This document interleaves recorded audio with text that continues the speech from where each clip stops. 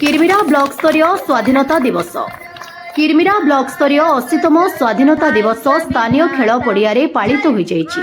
Block अध्यक्षा सावित्री माझी मुख्य अतिथि भाव में जोगदे जातीय पताका उत्तोलन करी प्यारेड अभिवादन ग्रहण करथिले। बीडीओ अविनाश लाकरा, सरपंच संतोषिनी पटेल, एबीडीओ खिलेश्वरी कालो, एबीओ हिरण्य रोहिदास, अवसर सैनिक सुरेन्द्र नाथ पुजारी सम्मानित अतिथि भाव में जोगदे कृति छात्र छात्री मानंकु पुरस्कृत करथिले। ब्लॉक तहसील, अग्निशम, कृषि विभाग, बैंक, समवाय समिति, प्रत्येक पंचायत सह एकलव्य, ओडिशा आदर्श, हाईस्कूल, शिशु मंदिर, कॉलेज विभिन्न अनुष्ठान मानकरे स्वाधीनता दिवस पालन होइथिला।